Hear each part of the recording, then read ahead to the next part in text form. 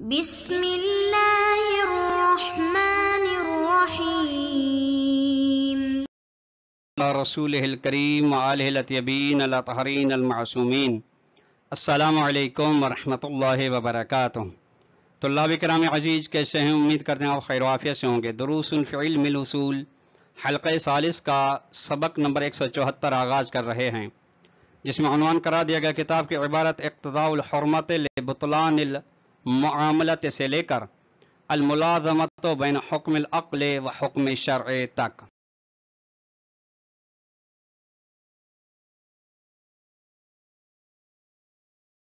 وہ یہ ہیں، کیا معاملات میں حرمت یعنی نہیں بطلان کا تقاضا کرتی ہے کہ وہ معاملہ باطل ہے، یا یہ تقاضا نہیں کرتی؟ اس کی وضاحت کی جائے گی۔ نمبر 2، حرمت کا ایک دفعہ تعلق سبب کے ساتھ ہے، سبب معاملہ کے ساتھ، دوسرا مسبب معاملہ کے ساتھ۔ تو سبب کے ساتھ تعلق ہے تو اس کا کیا حکم ہے؟ اگر حرمت کا تعلق مسبب معاملہ کے ساتھ ہے تو اس کا تعلق کیا ہے؟ سبب و مسبب سے کیا مراد ہے؟ اس کی وضاحت کی جائے گی۔ آئیے عبارت کو ملاحظہ فرمائیں۔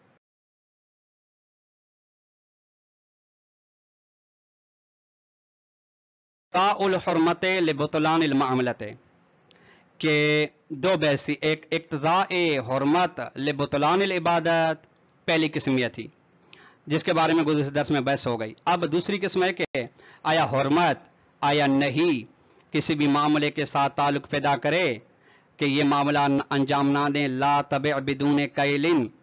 بغیر کیل کے بغیر وزن کے آپ معاملہ نہ کریں، یہ نہیں ہے، حرام ہے۔ اگر انجام دیتا ہے کیا معاملہ باطل ہے یا باطل نہیں ہے؟ شہید صدر فرماتے ہیں کہ وَتَحَلَّلَ الْمُعَامَلَةُ إِلَى السَّبَبِ وَالْمُسَبَّبِ، معاملہ کی تحلیل و تجزیہ ہوتا ہے سبب اور مسبب، یعنی معاملے کے اندر ایک سبب ہوتا ہے، سبب معاملہ، دوسرا مسبب معاملہ۔ اب سبب سے مراد کیا ہے؟ وہی عقد و انشاء، یعنی وہ سیغے جس کے ذریعے سے ایجاب و قبول وغیرہ یہ، اور مسبب سے مراد یعنی وہ آثار ہوئیں جو سبب پر موقوف ہوتے ہیں، یعنی سبب ہو تو سبب کے آنے سے وہ آثار آ جاتے ہیں، یعنی ملکیت، نقل و انتقال۔ یہ زید و بکر جب معاملہ طے کرتے ہیں اپنے شرائط و قیود کے ساتھ تو جس زید دے رہا ہے وہ منتقل ہو کے بکر کی ملکیت میں چلی جائے گی۔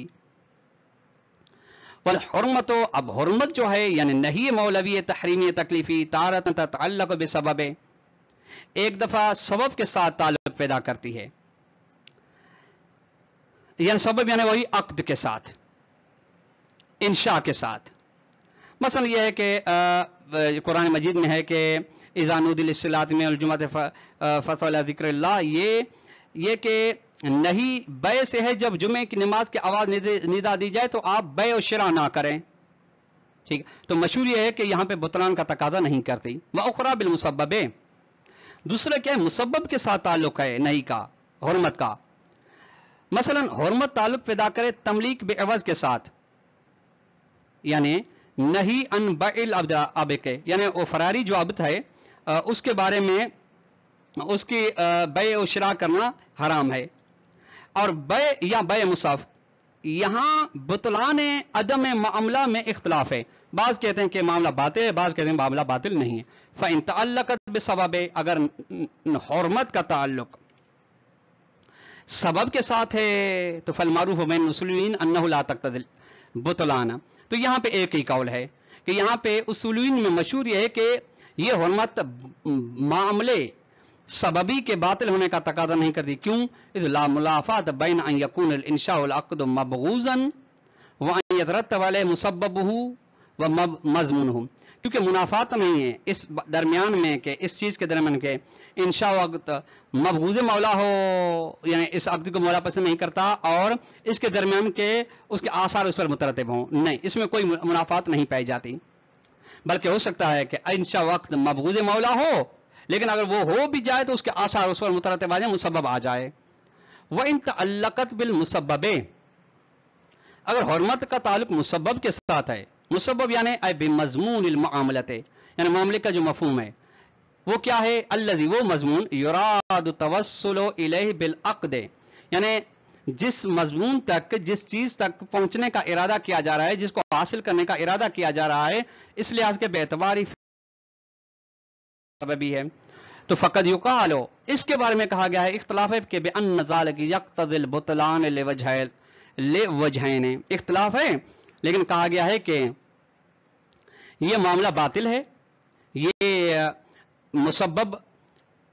جو کہ آثار ہیں اس پر نہیں آ سکیں گے اس کے دو صورتیں دو وجہیں دو دلیلیں الاولو پہلی دلیل ہے کہ ان ھذا تحریمہ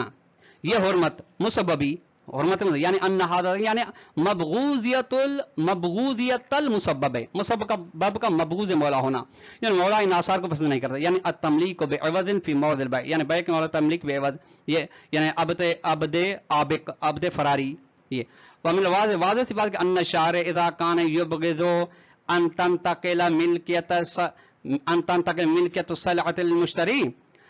جب واضح سی بات ہے کہ مولا اگر نہیں چاہتا مولا ناپسند کرتا ہے کسی بھی جنس کی ملکیت میں آنے کو ملکیت میں منتقل ہونے کو مشتری کے لیے یعنی مولا ناپسند کرتا ہے کہ بائع سے یہ چیز منتقل مشتری اس کو نہیں چاہتا تو فلا یعقل ان یحکم بذالک ممکن نہیں تصور نہیں کیا جا سکتا کہ جس شارع جس چیز کو ناپسند کرے اس کے بارے میں حکم بھی لگائے وعدم الحکم بذالک یہ بات نقل بطلان ہے اور شارع کا حکم نہ لگانے کا مطلب یہ ہے کہ باطل ہے معاملہ جواب یہ ہے کہ ان تملک المشتری للصلاۃ ان تملک المشتری للصلاۃ مشتری کا کسی چیز کا مالک بننا کسی جنس کا مالک بننا موقوف ہے یتوقف علی امرین یعنی اس میں دو شرط ہوں تب مشتری مالک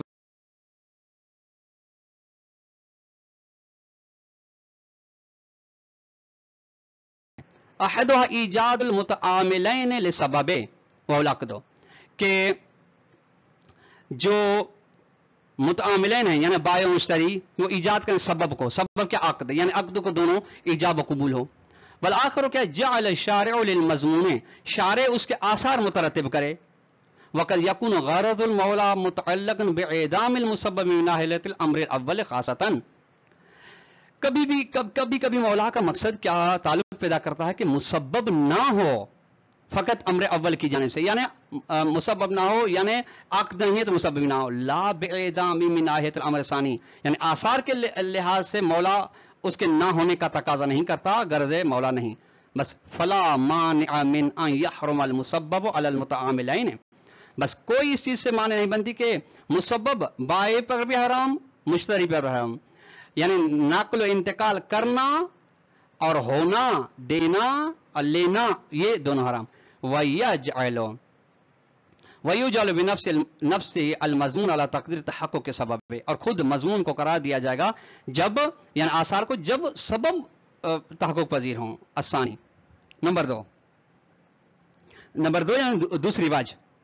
ما ذکر اور محقق نائنی بیان کیا ہے اس کو کہ من ان ھذا تحریم مساوق الحجر علی المالک اس حرمت کا مطلب یہ ہے کہ مالک پر یہ حرمت مساوی ہے برابر حجر یعنی ممنوع تصرف ہونے کا یہ سلب یہ حجر کی معنی یعنی سلب جو نقل مال پر وہ سلطنت رکھتا ہے وہ سلطنت کو مولا ختم کر رہا ہے فیصبح حال صغیر بس یعنی اس کا شمار ان افراد کے اندر آئے گا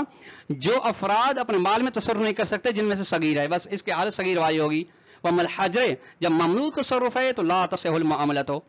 تو ممنوع تصرف کے ساتھ معاملہ درست نہیں ہے والجواب یہ ہے کہ ان الحجر علی شخص له معنیان کسی بھی شخص کو ممنوع تصرف کرنے کے دو مطلب ہیں احدهما الحجر الوضعی منع وضعی بمعنى الحکم بعدم نفوذ معاملته مطلب یہ ہے کہ یہ حکم لگا کہ اس سے معاملہ ہی نافذ نہیں ہے معاملہ ہی اس کے ساتھ درست نہیں ہے نہ کہ معاملے کے آثار تب ہوں جب معاملہ درست ہو یہ اصل معاملہ ہی نہیں ہے دوسرا الحجر تکلیف والآخر الحجر تکلیفی بمعنى معنی منع تکلیفی فإن أريد ان التحریم یساوق الحجر بالمعنى الاول اگر یہ ارادہ کیا گیا کہ تحریم حرمت کا تعلق حرمت برابر ہے اس حجر بمعنى اول یعنی حجر وضعی کے ساتھ تو فهو اول کلام یہ محل اختلاف ہے. وَإِنْ أُرِيدَ أَنَّهُ يُسَاوِقُ بِالْمَعْنَى الثَّانِي، اگر یہ ہے کہ حج تحریم مساوات رکھتی ہے حجر تکلیفی کے ساتھ، اس یہ ناقابل انکار حقیقت ہے. ولیکن من قال، لیکن کون کہے گا کہ ان ھذا ادا کرتی ہے. فظاہر ظاہر یہ کہ ان تحریم المسبب لا یقتضی البطلان، یہ فتویٰ ہے کا آخر میں کہ اس معاملہ اختلافی کی درمیان میرا نظریہ یہ ظہور پیدا کرتے ہیں مسبب کی حرمت تقاضا نہیں کرتے کہ مسبب کا باطل ہونا، بلکہ یقتضی بس کہ بسا اوقات حرمت مسبب بطلان مسبب کا تقاضا، بلکہ کبھی کبھی صحت معاملہ کا تقاضا بھی کرتے کما اشرنا فی حلقۃ سابقہ، جس طرح سے حلقہ سابقہ میں اس کے بارے میں ہم نے اشارہ کر دیا. تو اللہ کرام عزیز آج کا درس اپنے اختتام کو پہنچا. السلام علیکم ورحمۃ اللہ وبرکاتہ.